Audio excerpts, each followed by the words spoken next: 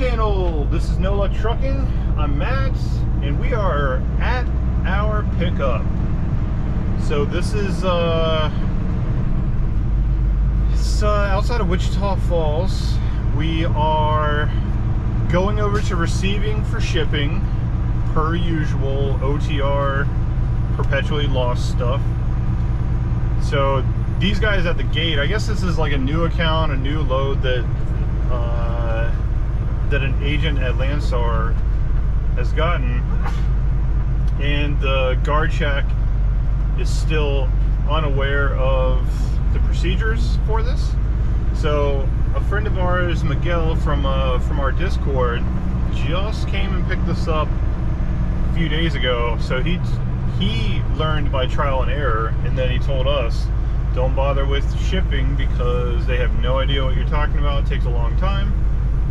Just go straight over to receiving. So the guy basically gave me the directions to shipping.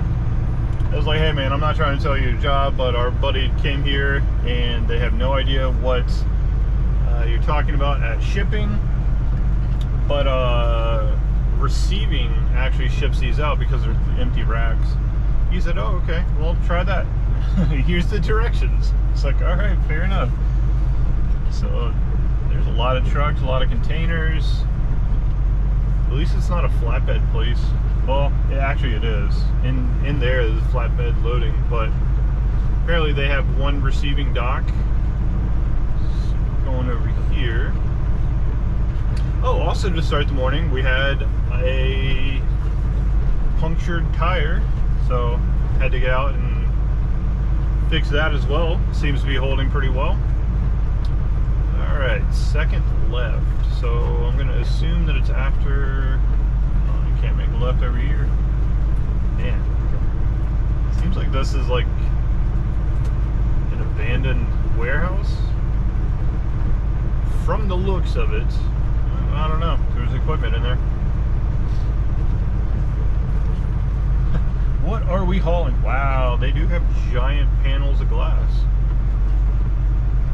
That's wood. You got any of them nails?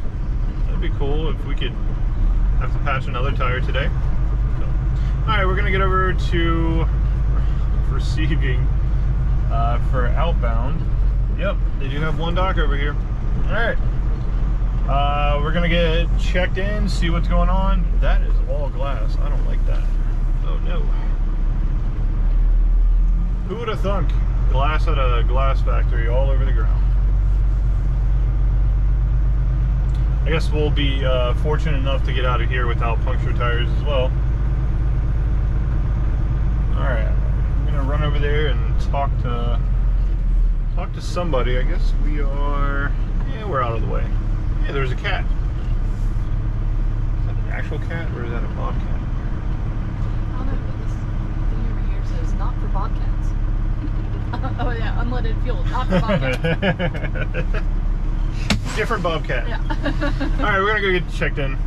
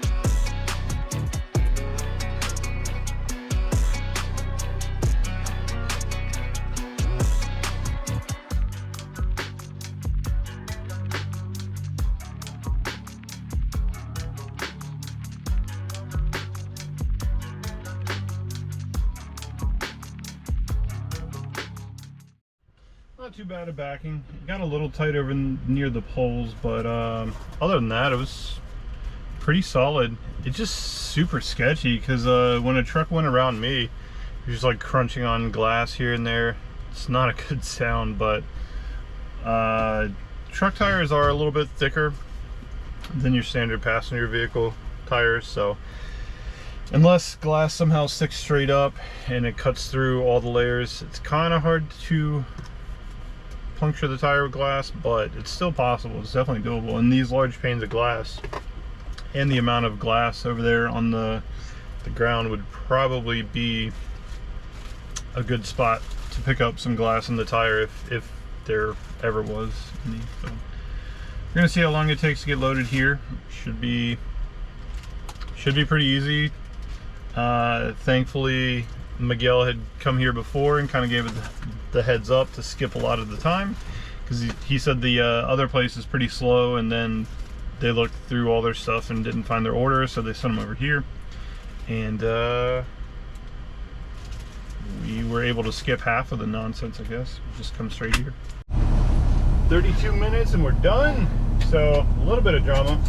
So there's this truck over here to our left that pulled in while we were in the dock, and apparently the load that they loaded on ours was supposed to go on that truck. They didn't know we were going to be here so early, even though they gave us, the agent gave us a window from 8 to whenever they close. And I had told her that we'd be here at 8. So yeah, so we got here at 7:30. We got backed in. I mean, it's empty racks, so it's not like it's oh, yeah, definitely didn't move that wheel chalk. So it's not like, you know, like we took his load. It's they had this one loaded, or this load waiting, but he was supposed to be here yesterday and didn't show up.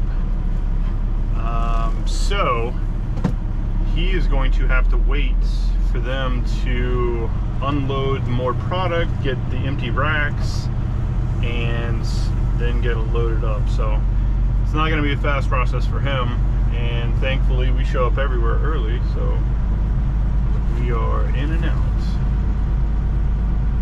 And there's traffic too.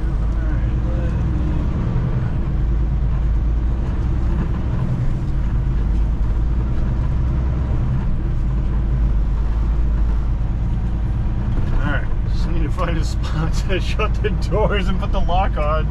But everywhere I go, there's people driving by, waiting. Alright. So I'm going to take it back there. I'll show you what we're hauling. It's nothing interesting at all. The pay was really good. Got us to a good area, and then we booked that other load that was in the last video. Alright. This looks like a good spot. People can go around. Let me pull up just a little bit. Trucks can still go around. Yeah, that's a big drop off. We're gonna stop right here. All right, yeah, so a truck can still go around us. We're not in the way. Let's go. I already strapped it down. They let me go into the dock. I don't know why I turned the truck off. I don't know. Okay, it'll be quiet in here. All right, so this is non-hazmat. It's not even sealed, so these are the racks that I'm assuming the I don't know, some of the product that they use is on. I mean, it's a big glass factory, so I'd imagine it's something to do with either glass products or glass. I don't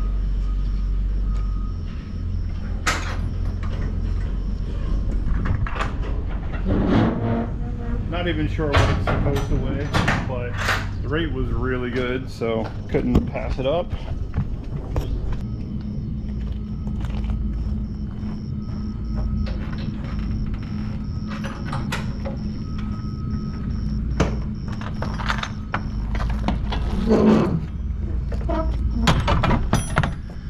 Alright, get it locked and sealed. They didn't provide a seal because they're empty racks. So we'll just put our Landstar seal on there.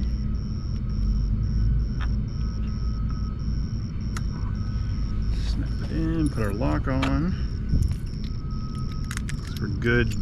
Landstar nerds.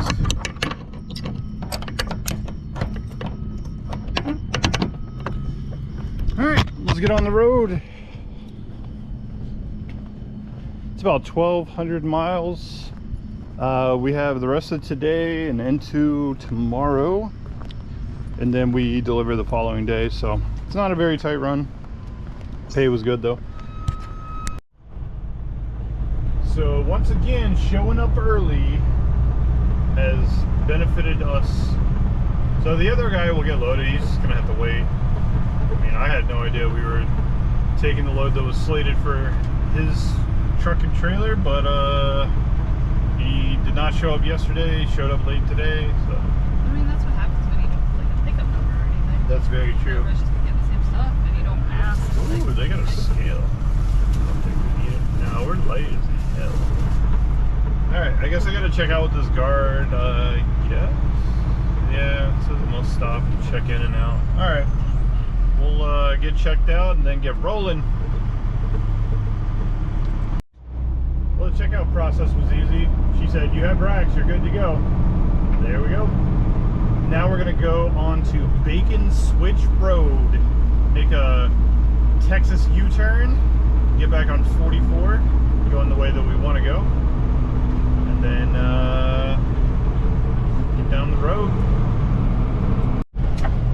Rolling up to our fuel stop / Amazon locker order pickup / shower / whatever else. We are in Oklahoma. 235 Northwest 24th Street on the right. We're on 44, just got off 44 to hit this lugs. Ooh, there's an open fuel island as well. Please drive to highlighted route. Looks like a few parking spots out there in the parking area.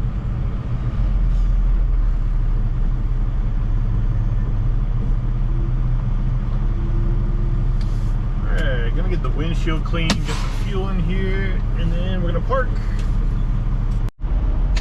Well, in good old-fashioned traffic time, saw a interstate sign that said that there is a large truck fire blocking the interstate in like 25 miles. So, ended my day earlier than I anticipated. It wasn't going to be a long day to begin with. I really wanted to get to a large rest area on the other side of Springfield.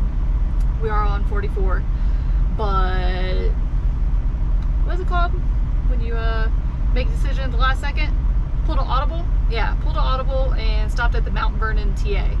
So probably just gonna go ahead and end up staying here.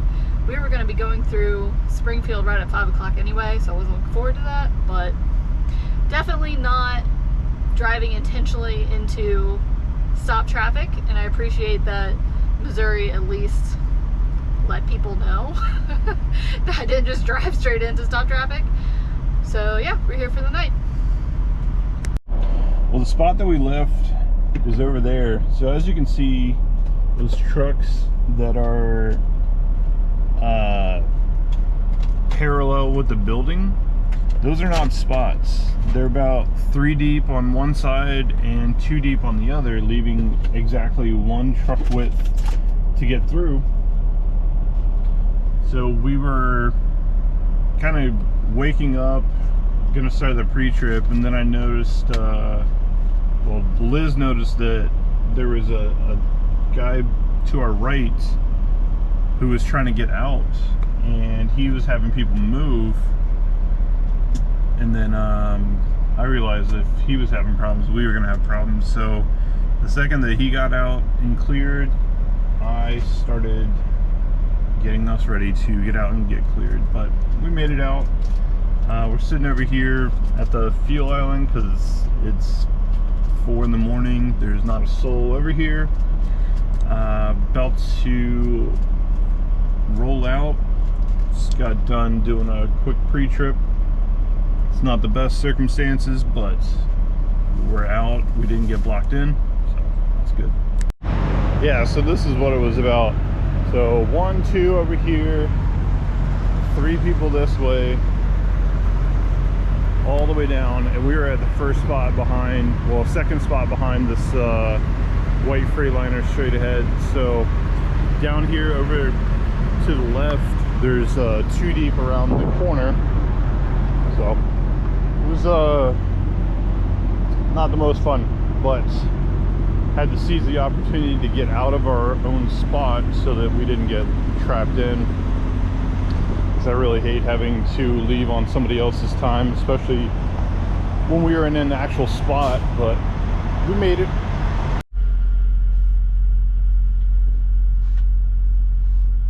So, made it to somewhere in Ohio. Was kind of going for the Lodi, however you pronounce that, TA in Ohio. But then I kept seeing a lot of signs for this rest area, and I was like, yeah, we'll just pop in there and see if we find a spot. What am I doing? And there was a spot. I'm not the biggest fan of Ohio and Indiana. Some of their rest areas are pretty tight.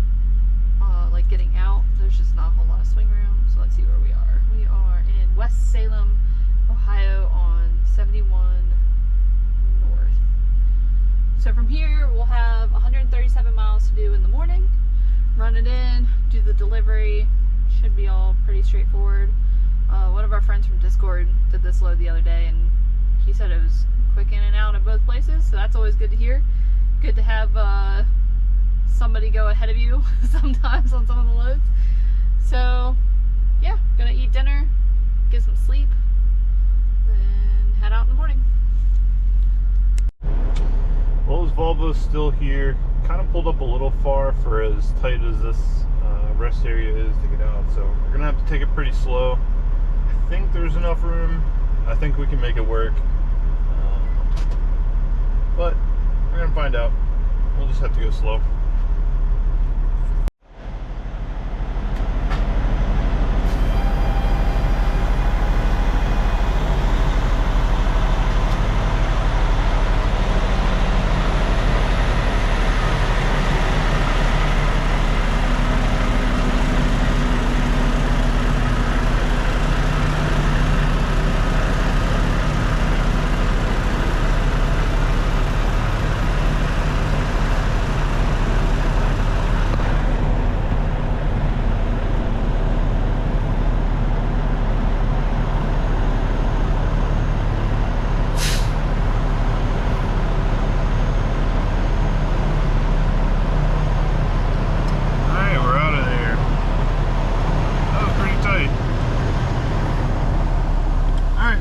To the delivery.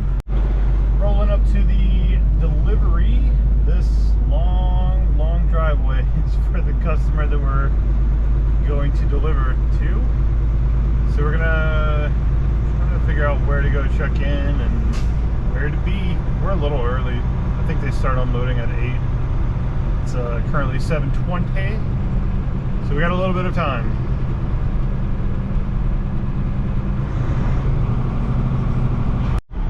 Checked in at the gate. We're going to door 47 to check in. So we are good. I forgot this is where Miguel said that you can turn on the CB at channel 4 and contact them. The guy that just went through did that, but there's a call button.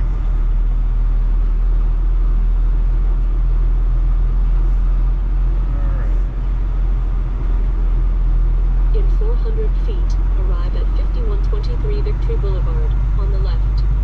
Alright, door 47, receiving that away.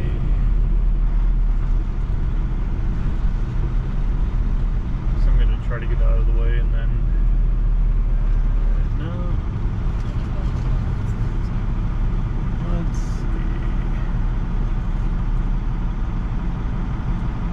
Yeah, because if that's the dock that we're going to be in, I don't want to drive. Alright, we're going to sit here for a second. Go check in. Alright, we are going to this door 47. There's another truck coming in, so I'm going to try to get get backed in quickly. So no cool backing footage at this one. Just gonna jam it in.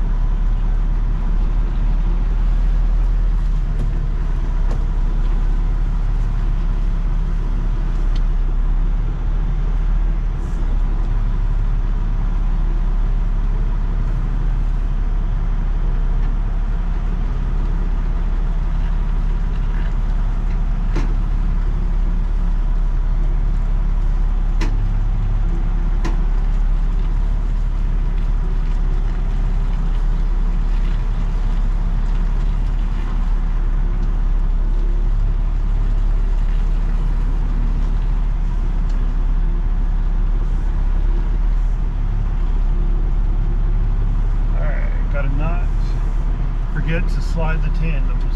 He requested them slid. A lot of places do, but sometimes I forget. Looks like we are lined up for it. Out of the way, didn't hit anything. It's a good day.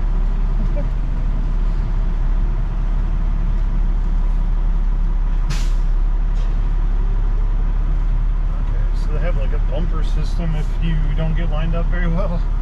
All right, we're gonna open the doors, slide the tandems, and get back in. All right, straps are out, tandems are slid. Let's see if we can get it in between the bumpers. If not, the bumpers will do their job and slide the trailer, I guess.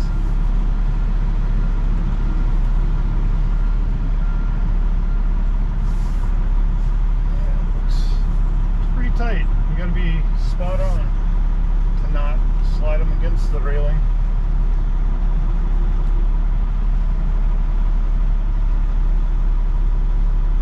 We're gonna go for not using the railing. That'll be the goal, but alright, let's wiggle it around.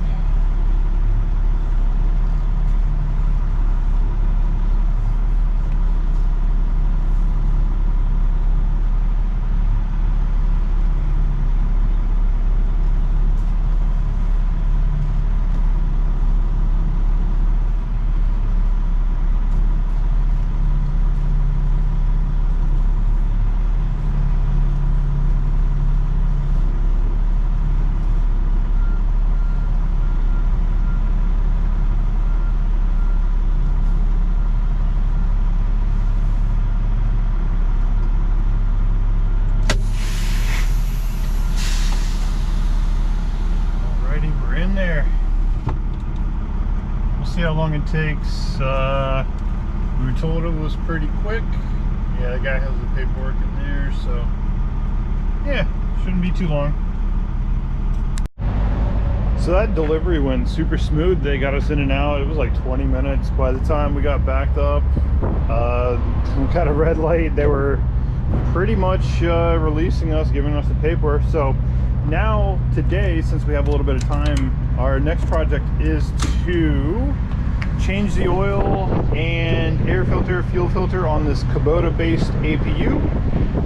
We're not going to go over the brand because I do not want to promote for them, and I do not wish owning one of these on an enemy. It's a good unit, but that's about it. The service sucks. So I have tools. We bought a tool set. I have a drain pan, the filter sets under the bunk. I need to grab that, and the oil for it. All right, this should be everything. So we got the Rotella T6. That's recommended by Kubota. I got the filter set, got the socket set, drain pan. So now let's get the bottom cover off, and we'll see if this one has a factory installed leak as well. Alright, oil filter's out, or not oil filter, air filter is out. Let's get this one lined up. It's kind of hard to do one-handed. Don't think it's directional. Oh, there it is. Alright, that's in. Get the top put back on. mainly because that's kind of the easiest part. It's right in front. So now the next part, got to take all of these bolts all the way across and drop this bottom panel. We'll check the back out for the possible oil leaks. So it looks like that that coolant spot coming out of the weep hole, that's a normal amount. So that's been multiple months, whereas the last time was like a 4-day window, and they told us that that was normal. Good stuff, good stuff, right? Well, I got the panel off, 11 volts. Looks like just water on there this time. I'm shocked. The oil must have stayed actually in the APU for once. It's good, that's progress.